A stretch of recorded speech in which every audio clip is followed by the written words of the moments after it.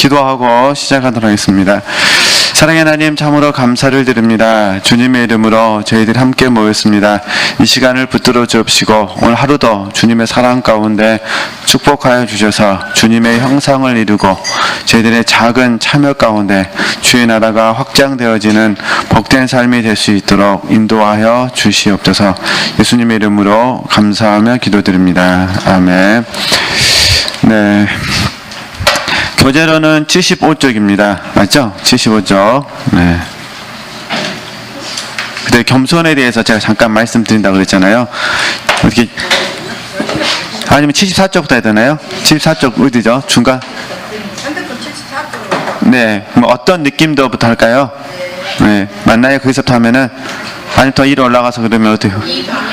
이 광야에서, 네, 그러면은, 네, 74쪽, 네, 위에서 하나, 둘, 셋, 다섯 번째 줄, 이 광야에 밀려부터 하도록 하겠습니다. 이 광야에 밀려 들어왔음에도 불구하고 여전히 고요하고 평온한 마음으로 계속 구분을 추구하는 자들은 극소수에 불과합니다. 이들은 사람들의 시선에서 완전히 벗어나 관심을 받지 못하며 보상을 받거나 칭찬을 듣지도 못한다. 다만 하나님께서 영광 받으실 것이라는 점 외에는 어떤 기대도 없다. 하지만 이때가 비로소 피조물이 아니라 하나님이 그 사람의 모든 것이 되는 때이다. 우리가 모든 것을 잃어버리는 곳에서, 심지어 그리스도와의 깊은 관계마저 잃어버린 곳에서 우리는 다시 가장 깊은 존재 안에서 그분을 바라보며 인정하는 일을 시작할 수 있다. 이거는 이제 제가 조금 후에 겸손에 대해서 같이 좀 정리를 할 부분인데요. 어렵게 생각하지 마시고 우리가 마태복음 7장 11절 말씀하고 그 다음에 마태복음 11장 우리 25절에서 30절인가요? 30절 말씀, 그 다음에 마태복음 26장 겟세마네 동산에서 기도하시는 주님의 모습, 이 모습이 늘 저희에게 공존해 있습니다. 그러니까 어떤 경우에는 마태복음 7장 11절 말씀이 적용되고 어떤 경우에는 마태복음 11장 25절에서 30절 말씀이 적용되고 어떤 경우에는 마태복음 26장이 적용됩니다. 그래서 제가 이전에 우리가 영적 성장 이야기할 때 상승과 하강이 교차할 때 이 연합이라는 부분을 이렇게 설명드렸잖아요. 이 연합 안에서도 상승하는 부분하고 어떻습니까? 하강하는 부분이 교차한다고 그랬어요. 그리고 하강하는 부분을 저희들이 이제 뭐라 보냐면 편의상, 우리 교회에서는 이렇게 안 가르칩니다. 편의상 어두운 밤이라 부르죠. 상승하게 되면 어때요? 상승하게 되면은 빛나는 밤이 되는 거죠. 그러니까 우리는 어두운 밤을 통과해서 어떻게 합니까? 빛나는 밤을 갖게 되고 빛나는 밤을 가지면서 어떻게 하면 또 시간이 지나면 어두운 밤을 경험하게 됩니다. 그 이유는 저와 여러분이 온유하고 겸손이라는 덕목을 죽을 때까지, 평생 학습이죠. 평생 학습. 살아있는 동안에는 이 평생 학습이라는 공과 속에서 온유와 겸손을 배워야 되기 때문에 그렇습니다. 그죠? 조금만 우리는 상승하게 되면은 금방 겸손이 아니라 온유가 아니라 그냥 교만해지게 됩니다. 그러니까 하나님께서 온유와 겸손을 계속 가르쳐야 되시니까 어두운 밤으로 보내는 거죠. 또 어두운 밤에 보내가지고 너무 어두운 밤에 오래 있으면은 우리가 또 실족할까봐 하나님이 너무 쪼으셔갖고 어떻게 하셔야 돼요? 또 은혜를 베푸셔야 돼요. 그러면 또 우리는 빛나는 밤으로 들어가잖아요. 막 독수리 날개치며 올라간 같이 막 올라갑니다. 그러다가 또 교만할까봐 하나님이 다시 새끼 독수리 훈련하듯이 확 떨쳐버리면 어떻게 합니까? 다 죽어갔다고. 이렇게 해서 우리는 성장합니다. 근데 이 공과 안에서 저희들이 배우는 게 뭐냐면 마태복음 7장 11절 말씀, 마태복음 11장 25절에서 30절 말씀, 마태복음 26장 말씀. 사실 저와 우리 지체들이 상대방의, 이론적으로는 다 알아요. 상대방의 비난이라든가 상대방의 평가에 대해서 너무 힘들어하죠. 이론적으로는 다 통과하셨어요. 하나님이 나에게 가장 좋은 거 주신다. 그죠? 그의 비난을 통해서 나에게 가장 좋은 것을 주신다. 그의 평가를 통해서 나에게 하나님이 가장 좋은 걸 주신다. 이미 우리는 통달해 버렸습니다. 이론적으로는. 그 다음에 어떻게 합니까? 옳소이다 이렇게 된 것이 아버지의 뜻입니다. 이제 다 알아버립니다. 그 다음에 기도실 가서 나의 뜻대로 마옵시고 나의 온대로 마옵시고 아버지의 뜻대로 하옵소서. 근데 실제는 안 됐습니다. 이게 이제 심각한 이제 우리의 공과가 되는 거예요.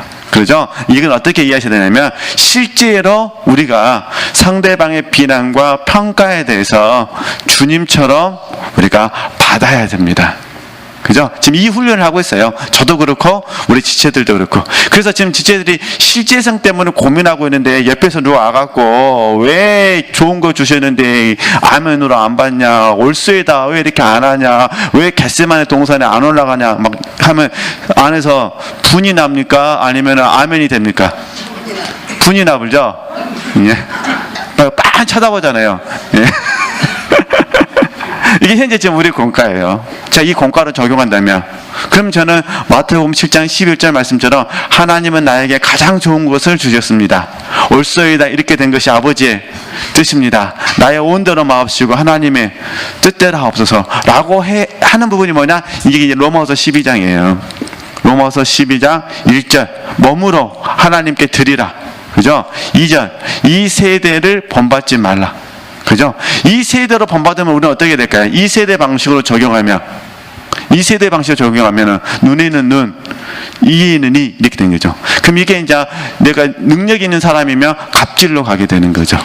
가면 네가 나한테 열받게 너 굶어 너 용돈 없어 이제 이게 보이지 않는 뭐가 되는 거죠. 갑질이 되는 거죠. 이렇게 자녀를 키우다가 나중에 이제 역전돼 버리면 이제 큰일 나버리죠. 이렇게 하면 안 됩니다. 그러니까 이 세대를 본받지 말고 그다음 어떻게 되죠? 마음을 새롭게 하면. 이게 지금 제가 오늘 드리고 싶은 분은 다 마음을 새롭게 하는 거예요. 이것도 우리가 뭐 말씀대로 한다고 해서 되는 건 아니잖아요. 마음을 새롭게 하고 마음을 새롭게 하고 마음을 새롭게 하고 그다음에 하나님은 되죠. 변화를 시켜 주신 거죠. 변화가 되면 어떤 일이 생기냐? 평강이 오죠. 그죠? 그러니까 우리가 하나님이 나에게 가장 선한 일을 하셨습니다라고 내게 가장 좋은 것을 주셨습니다라고 아멘하면 평강이 되는 거죠. 다시 정리하면은 상대방으로 인해서 서운함이 있거나 상대방으로 인해서 비난이 있거나 상대방으로 인해서 평가가 있다 하더라도 우리가 하나님의 뜻으로 아멘하게 되면은 힘든 건 있어요. 힘 안 든 거 아닙니다. 힘들지만 뭐라고 하죠? 마음속에는 평강이 있다는 거예요. 의의 흉배가 붙여지는 거예요. 이해되시겠죠? 마음의 평강이 있습니다. 그러니까 마태복음 7장 11절 말씀이 아멘이 되는 거예요. 그 다음에 마태복음 11장 25절 30절 말씀이 아멘이 되는 거죠. 그러면서 어떻게 하시냐? 하나님이 저하고 우리 지체들 하여금 온유와 겸손을 가르쳐 주시는 거죠. 지금 온유와 겸손을 배우고 계시는 거예요. 그죠? 저도 그렇고, 그냥 평생 학습이니까, 더 할 수만 있다면, 이제, 그들을 위해서 비난하고 평가하는 그들을 뭐 한다는 거죠? 겟세마네 동산에 오르다는 것은 그들에게 나를 내어주는 거죠. 우리가 주님은 아니니까, 주님처럼은 못합니다. 또 주님처럼 하려고 해서도 안 됩니다. 그러면 영성을 잘못 배운 거잖아요. 단지 주님이 나를 통해서 뭐 하는 겁니까? 그를 사랑하시는 거잖아요. 그러니까 주님이 나를 통해서 그를 사랑할 수 있도록 나를 내어주는 거잖아요. 나를 내어주는 거. 그러니까 이때 내어주려면 믿음이 있어야 되잖아요. 그죠? 그래서 마태복음 7장에서도 믿음이에요. 마태복음 11장에서도 믿음이죠. 하나님이 선하셔 믿는 거니까. 이건 믿음. 그 다음에 어떻게 될까요? 내어줘야 되니까 여기에 이제 자기 부인, 자아 부정, 그 다음에 자아 상실, 그리고 여기에 순복이 돼야 되죠. 또는 헌신이 돼야 되고. 헌신하지 않으면 내어줄 수가 없잖아요. 물론 이제 기본적인 동기는 사랑이죠. 사랑. 하나님 사랑, 이웃 사랑. 그죠? 이게 제가 지금 잔느경이 들려주는 이야기는 한 번 공과로 끝나는 것이 아니라 저도 그렇고 지체들도 그렇고 평생 동안 뭐 하는 거죠? 배워야 될 공과라는 거. 이게 평생 배워야 될 공과입니다. 네. 그러니까 이렇게 아시고 우리 함께 열심히 훈련할 수 있으셨으면 좋겠습니다. 그러잖아요. 마태복음 11장 25절에서 30절에서는 주님께서 땀방울이 핏방울에서도 기를 안 하셨거든요. 그러나 마태복음 26장에서 어떻게 합니까? 그런 간절한 기도가 있으신 거잖아요. 그러니까 우리도 주님이 우리를 통하여 사신다 하더라도 우리 편에서 순복, 헌신이 있어야 되니까. 그러니까 믿어드리는 훈련, 또 생명적 믿음의 훈련도 있지만은 믿음의 방패를 사용하거나 자기 부인, 자아보정, 자아상실을 통해서 이제 나를 주님께 내어드려야 되죠. 그래서 주님이 나를 통해서 사실 수가 있기 때문에 이렇게 이해하시면 되실 것 같습니다. 그래서 우리는 지금 지식은 있으니까 이 지식과 실제가 어떻게 하죠? 같아지는 훈련을 하고 있다는 거 이해되시겠죠? 그러니까 혹시 저도 훈련해 보니까 이게 쉬운 게 아니더라고요. 상대방의 서운한 모습, 정리하면 상대방으로 인하여 서운한 모습, 상대방으로 인하여 비난, 또 상대방으로 인한 평가. 그래서 이제 제가 제 자신을 보면 느끼는 부분이 이 부분에 대해서요. 글을 생각하면 안 되더라고요. 글을 생각하면 안 되고 하나님께서 나로 하여금 이해되시죠? 하나님께서 나로 하여금 이 공과를 통해서 훈련하기를 원하시는 것은 무엇인가 여기에 관심을 가지셔야 돼요. 그에게서 방법을 찾는 것이 아니라 나에게서 찾는 거예요. 내 안에서. 그러니까 하나님과 나와의 관계. 그렇죠? 하나님과 나와의 관계성 속에서 하나님과 나와의 관계성 속에서 찾는 거예요. 하나님과 나와의 관계성 속에서. 그러니까 이 상황 가운데 하나님은 내가 어떻게 하기를 원하시는가. 이해되죠? 왜냐면 하나님은 나를 다루시는 거지 그를 다루시는 건 아니시니까. 그의 문제는 또 하나님께서 하실 부분이잖아요. 그래서 우리가 자주 말씀드리잖아요. 사울왕하고 다윗의 관계 그러잖아요. 사울왕과 다윗은 하나님과 관계를 맺은 거거든요. 사울왕과 관계를 맺은 게 아니라, 그죠? 하나님과의 관계성 안에서 사울왕을 대처하는 거거든요. 근데 우리는 이제 힘들면 어떻게 하느냐? 내가 그를 상대해서 그와 풀려고 하니까 풀어질까요? 안 풀어질까요? 풀어질 수가 없죠. 어차피 인간관계는 상대적이고 상호적인데 그러잖아요. 나는 용서 안 했는데 그하고 막 친하게 지내기 위해서 막 가갖고 내가 아부 떨면서 용서할 수도 없는 거잖아요. 그래서요. 그건 불가능한 거예요. 왜냐면 용서라는 것도 그가 어떠하냐에 따라서 달라지는 거잖아요. 그 다음에 좀 계속 보겠습니다. 어떤 느낌도 없고 일체의 지각도 차단된 상태에서 중간 지점에 쉼터의 묘관으로 걸어갈 수 있을 때, 그리고 그 중간 지점을 넘어서서 계속 갈 수 있을 때, 그리고 주님을 보지 않고도 오직 믿음의 눈으로 그분이 그곳에 계심을 믿을 때, 당신이 앞으로 더욱더 앞으로 가서 하나님의 임재에 대한 어떤 느낌도 감각도 심지어 사소한 기록조차 없어도 그리스도 안으로 걸어 들어갈 수 있을 때, 당신 주위와 내면의 모든 것이 무너지거나 죽은 것처럼 보일 때도 그분 면전 앞에 잠잠히 앉아 있을 수 있을 때, 오직 고요한 믿음 속에서 아무런 질문도 없이 아무런 요구도 없이 주님 앞으로 나아갈 수 있을 때, 그리고 그곳에서 그분 앞에서 한치의 흐트러짐도 없이 자아에 대한 거대한 의식이 사라진 상태에서 그분에 대한 영적인 감각도 전혀 없지만 당신의 전 존재가 그분께 집중되고 그분께로 향할 때, 그때 헌신에 대한 시험을 시작할 것이며 비로소 진정한 그리스도인의 삶의 여정이 시작될 것이다. 지금 말은 막 여러 가지로 복잡하게 써놨는데요. 다 잊어버리셔도 됩니다. 다 이것만 생각하시면 됩니다. 첫 번째는 관계의 문제와 두 번째는 믿음의 문제. 이해되시겠죠? 그러니까 지금 똑같아요. 우리 공과를 적용하면은 지금 내 삶이 마태복음 7장 11절 말씀으로 적용되고 있는가? 이건 저희들이 영으로 받음이라 말씀드렸잖아요. 영으로 받음. 그렇죠? 예. 마태복음 7장 11절 말씀은 영으로 받는 부분이에요. 하나님이 나에게 가장 좋은 것으로 주셨다. 영으로 받는 거예요. 그러면 마태복음 11장 25절 30절 말씀 뭘까요? 이 부분은요. 영으로 받았으니까 영으로 훈련하는 거죠. 영으로 훈련. 이건 저희들이 연단이라 부르잖아요. 올소이다. 이렇게 된 것은 아버지의 뜻입니다. 지금 제가 영으로라고 단어를 썼는데 이건 이제 영 중심으로 그 말이에요. 그러니까 영으로 훈련이 말은 성령이 영이 혼이 몸을 다스리는 걸 통틀어서 설명하는 겁니다. 그래서 연단이에요. 주님께서 나는 마음이 온유하고 뭐하다? 겸손하다. 그러니까 마음이 혼이 훈련받는 거예요, 연이. 그죠? 마음이 훈련받는 겁니다. 네. 근데 혼이 어떠하느냐에 대해서 영이 영향을 받고 혼이 어떠하느냐에 대해서 몸이 영향을 받습니다. 이건 다 아시잖아요. 마음이 너무 힘드시면 어떠세요? 내 안에 영이 활동을 못합니다. 마음이 너무 힘드시면 어떠세요? 몸이 아프시죠? 물론 어떤 경우에는 몸이 아파서 마음이 아프고 영이 활동하지 않을 수도 있습니다. 그러나 대체적으로는 마음이 스트레스가 너무 많이 받게 되면 어떻습니까? 마음이 스트레스를 많이 받게 되면 몸이 아프거나 영이 활동하지 않게 되잖아요. 왜냐하면 혼이 중심이 되어버렸기 때문에. 그러니까 다시 정리하면은 영으로 받으시고 그 다음에 어떻게 하세요? 영으로 훈련하시고, 여기는 아까 제가 헌신이라고 말씀드렸잖아요. 내어줌, 헌신. 이걸 뭐니까 영으로 향함이 되는 거죠. 이런 훈련들을 지금 저도 받고 있고 우리 지체들도 받고 있습니다. 그래서 이제 말씀을 썼지만 말씀 아니더라도 똑같아요. 가정에서 자녀들 문제 영으로 받을 수도 있고 영의 훈련일 수도 있고 연단, 그 다음에 어떻게 하죠? 영으로 향하는 것일 수도 있고, 그죠? 또 교우들과의 관계도 그러잖아요. 영으로 받을 수가 있고 영으로 연단 훈련 받을 수 있고 영으로 행하고 그러죠. 우리 이제 남은 생애가 우리 계속해서 이 삶을 사는 겁니다. 그리고 이 삶을 잘 사시면은 의의 면류관이 예비되어 있고 또 영혼을 얻어들이게 되면 생명의 면류관이 우리에게 예비되어 있고, 그러니까 이렇게 하시고 지금까지 다 배우셨던 부분들을 이렇게 열심히 훈련해 보시는 겁니다. 이게 저도 그렇고 우리 지체도 그렇고 날마다 이렇게 사는 것 같아요. 날마다.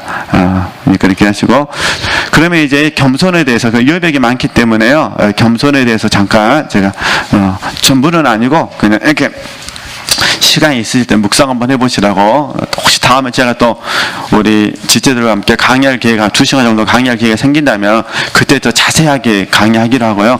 지금은 간단하게 정리만 해드리도록 하겠습니다. 겸손에 대해서. 네. 겸손. 네.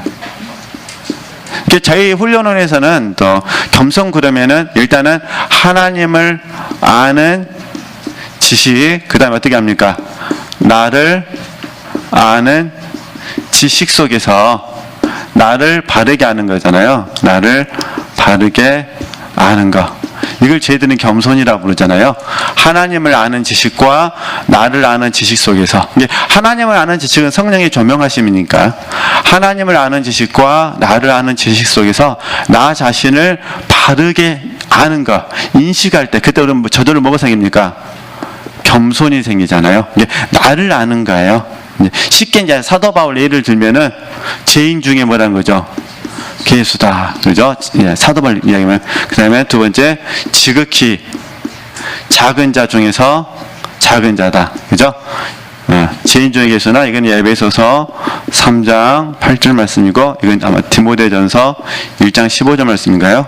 저도 틀릴 수 있는데 이렇게 해서 자 알아가게 되는 거죠. 그죠? 이게 가장 기본적으로 설명할 때 겸손은 뭐냐? 하나님을 아는 지식과 나를 아는 지식이 같이 가야 됩니다. 한쪽만 가면 큰일 납니다. 그러니까 하나님을 아는 지식과 나를 아는 지식이 함께 작용을 해서 나를 바르게 뭐 하는 거예요? 아는 거. 죄인 중에 괴수나 지극히 작은 자 중에 작은 자. 그죠? 이럴 때 우리가 겸손하다고 하는 부분이죠. 그러니까 우리가 어쨌든 이렇게 두 번째는 이미 잠깐 말씀이 있는데 올소이다 이렇게 된 것이 아버지의 뜻입니다. 그죠? 아버지의 뜻으로 우리가 아멘 하는 거, 이것도 우리가 사실 겸손의 일종의 모델이죠. 그러잖아요. 아버지의 뜻에 대해서 뭐 할 수 있는 거예요? 아멘. 그러니까 주님은 마음에 온유하고 뭐 하셨어요? 겸손하셨어요. 왜냐하면 하나님의 뜻에 대해서 뭐 했으니까요? 아멘 하니까. 그럼 우리 이스라엘 백성들 이야기하면 돼요. 이스라엘 백성들은 교만했어요. 이스라엘 백성들은 믿음으로 합하지 않았고 이스라엘 모습은 강팍했어요. 그죠? 그건 이제 왜 그러냐? 하나님의 뜻에 뭐 하지 않았기 때문에 아멘하지 않았기 때문에. 근데 우리 예수님은 아버지의 뜻에 뭐 했다는 거죠? 아멘하셨다는 거. 그죠? 그러니까 이 어쨌든 뭐 겸손이든 뭐 교만이든 물론 이제 겸손을 공부하면 어쩔 수 없이 이제 교만하고 뭐 같이 공부할 수밖에 없습니다만 정리만 해드리는 겁니다. 그러니까 어쨌든 우리 지체들께서 이런 작은 말씀들을 계속해서 들으시고 또 묵상하고 계시니까 제가 말씀을 드리는 겁니다. 하나님을 아는 지식, 나를 아는 지식 속에서 나를 바르게 하는 것도 일종의 겸손이고 아버지의 뜻에 대해서 뭐 하는 것도요? 아멘 하는 것도 우리가 겸손이다. 이렇게 이해하면 되시겠습니다. 세 번째는 1번하고 약간 유사한데 자기를 신뢰하지 않고, 그죠? 하나님만 신뢰하는 거, 이것도 일종의 겸손이죠. 그러잖아요. 자기를 신뢰하지 않고 누구만 신뢰하는 거죠?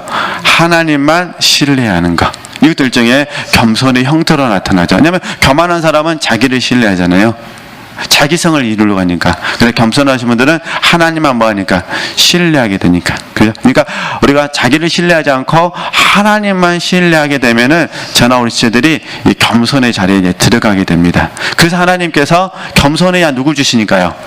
하나님을 주시죠. 그죠? 그래서 이제 자기 신뢰가 무너지고 하나님만 신뢰해야 하나님께서 당신을 주십니다. 그러니까 겸손한 사람이 어떻게 하느냐? 하나님을 받을 수가 있습니다. 그죠? 이런 원리 안에서 묵상해 보시는 겁니다. 물론 이제 그 나를 바르게 하는 것 제가 뭐 기억이 있었지만 하나만 더 보충한다면 종이잖아요, 종. 그죠? 내가 종임을 아는 것도 겸손이잖아요. 난 주인이 아닙니다. 나는 누굽니다. 나는 종입니다. 이렇게 이런 것도 이제 겸손에 잘 들어가고요. 그 다음에 어쨌든 자기는 신뢰하지 않고 하나님만 신뢰하는 것도 겸손. 그래서 우리가 이제 이런 경우에는 엘리야의 로뎀 나무 사건 같은 건 마찬가지잖아요. 엘리야가 마음이 높아짐으로 말미암아, 그죠? 하나님을 신뢰하지 않고 어떻게 합니까? 자기 신뢰잖아요. 하나님이 그걸 무너뜨리셔야 돼요. 그죠? 물론 이제 자기 신뢰라는 부분을 확장하면 무언가 이룬 것 같고, 무언가 얻은 것 같고, 무엇인가 성취된 것 같고, 어떤 무엇이 된 것 같고, 이런 마음들이 생기는 거잖아요. 그러니까 이제 사도 바울은 하나님의 은혜가 헛되지 아니하였다, 뭐 이런 등등 말씀하면서 나는 누구만 신뢰한다는 거죠? 하나님만 신뢰한다. 그러니까 그는 어떤 사람입니까? 겸손한 사람이잖아요. 또 사도 바울에게 너가 약할 때 강함이라 아멘 하잖아요. 그러니까 우리가 겸손한 사람이에요. 그러잖아요. 이런 식으로 설명한다는 거. 하나만 더 하고 다음에 혹시 기회 주면 천천히 나눠보도록 하겠습니다. 오늘 이게 주제가 아니기 때문에요. 네 번째는 어떤 부분이냐면은 겸손한 사람에게 특징인데 뭐냐면 다른 사람을 나보다 낮게 여기는 겁니다. 이것도 일종의 겸손의 특징이죠.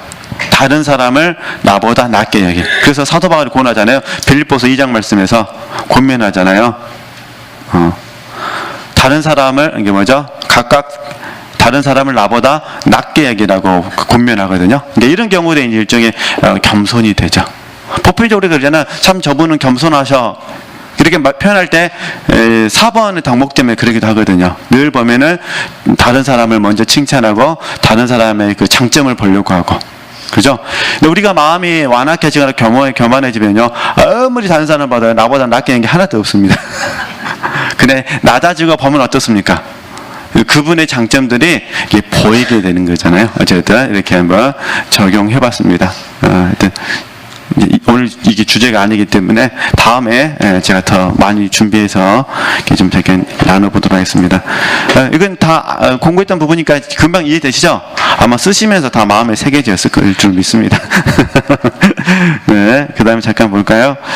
제10장. 네, 제10장. 근데 저 부분을 또 율법적으로 적용하시면 안 됩니다. 우리가 율법적으로 적용하자는 것이 아니라 성령의 조명하심 가운데 하는 거예요. 자, 그러면 제가 이 양 말한 김에 4번만 더 말씀드릴까요? 왜 다른 사람을 나보다 낮게 여길 수밖에 없냐면은 이게 나를 바르게 아는 것과 연결이 되는데, 사실은 우리가 성경 말씀 보면은 우리가 에베소서 4장 15절 16절 말씀을 보면은 그리스도의 몸을 세우기 위해서 모든 성도님들이 서로 연락하고 상합하게 되어 있습니다. 그러니까 연락하고 상합한다는 이 개념은 뭐냐면 이게 존재의 가치거든요. 그러니까 그 존재가 내게 무엇을 해 주었기 때문에 가치가 있다. 뭐 이것도 틀린 건 아니에요. 그러나 사도 바울이 말하는 건 뭐냐면은 그 존재가 있는 것만으로도 뭐하다는 거죠? 가치가 있다는 거예요. 있는 것만으로. 단지 우리가 영으로 못 받고 주님으로 못 받고 육신으로 받으니까 있는 것 자체가 불편하죠.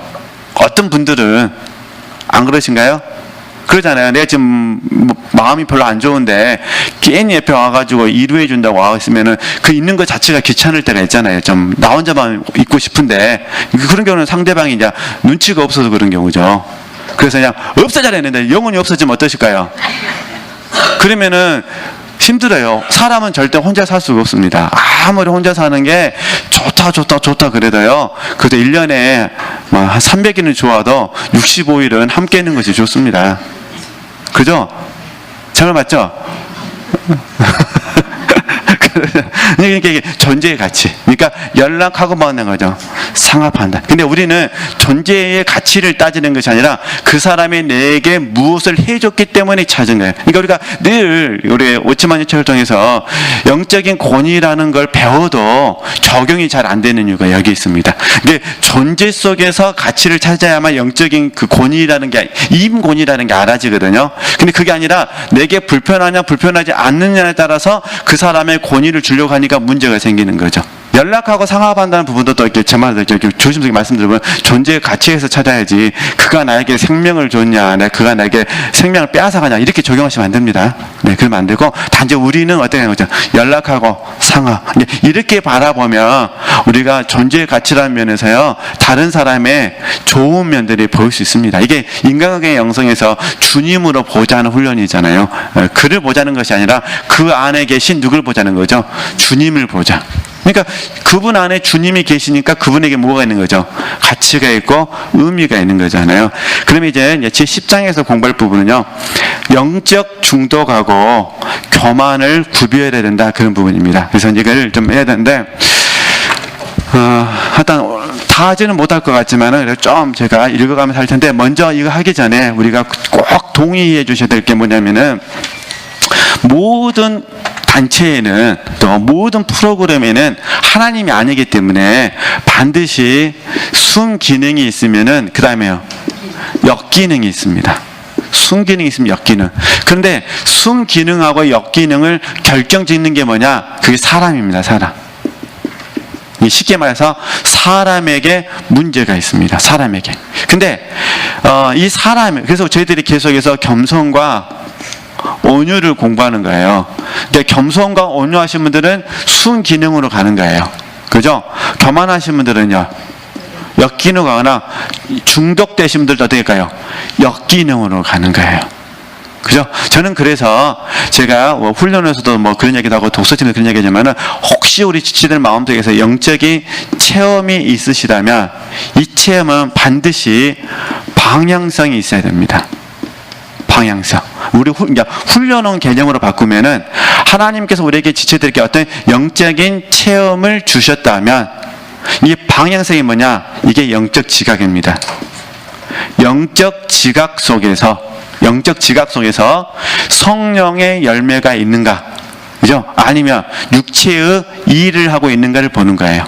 첫 번째가 성령의 열매가 있는가, 아니면 두 번째 육체의 일인가, 이게 보는 거예요. 이게 체험을 무조건 100% 믿으면 안 됩니다. 그러니까 체험은 반드시 뭐가 있어야 돼요? 방향성이 있어야 됩니다. 방향성을 분별하는 게 뭐냐? 영적 지각이에요. 그렇죠? 영적 지각. 자, 그러면 성령의 열매는 당연히 어떻게 될까요? 하나님의 성품하고 관련되겠죠. 그렇죠? 성령의 열매니까. 그럼 육체의 일은 당연히 어떻게 될까요? 아담의 성품이 나오죠. 아담의 성품, 천연적인 성품이 나온다는 거예요. 십자가가 없는 성품이 나오는 거예요. 그럼 당연히 하나님의 성품이 나오면 생명이겠죠. 여기에 생명의 전이가 일어나겠죠. 아담의 성품이 나오면 어떻게 될까요? 생명의 전이가 아니라 다툼이나 갈등이나 자랑, 연민이 나오겠죠. 이런 생명의 전이가 없게 되는 거예요. 이렇게 되는 거죠. 그래서 저 자신도 마찬가지입니다. 제가 어떤 부분에 딱 체험이 있잖아요. 그 체험이, 예를 들어서 이제 말씀을 깨닫는 것도 체험이잖아요. 그 딱 말씀이 깨달았다면 저도 방향성에서 보는 겁니다. 그죠? 영적 지각 속에서 성령의 열매, 하나님의 성품, 생명의 전인가, 아니면 육체의 일, 아담의 성품인가, 아니면 다툼과 갈등인가. 그렇잖아요. 제가 교회에서 설교하기 전에 하나님의 말씀을 깨달았어요. 그래서 그 말씀을 가지고 제가 설교를 했어요. 그죠? 근데 설교 시간에 육체의 일이 나와버린다거나 아담의 성품이 나와버린다든가 설교 듣는 분들에게 갈등을 일으킨다든가, 그죠? 그러면 안 되잖아요. 생명에 뭐가 있어야 될까요? 주님이 만나줘야 되니까, 그죠? 그래서 우리 영적인 지각 속에서 항상 방향성이라는 걸 관심을 가지시면 됩니다. 네. 그리고 이제 이게 이제 큰 1번이라면 작은 2번은 뭐냐? 영적 진보가 있는가 이렇게 보는 겁니다. 영적인 진보도 내 스스로가 평가하면 안 됩니다. 나를 사랑하시는 멘토에게나 나와 함께 영적인 교제를 나누는 영혼의 동반자들에게나 그분들이 봤을 때 뭐가 있어야 돼요? 영적 진보가 있어야 돼요. 나를 도와주신 분이, 나를 이끌어주신 분이 우리 저 집사님 문제가 있네 이런데 내 스스로는 뭐 해가지고요?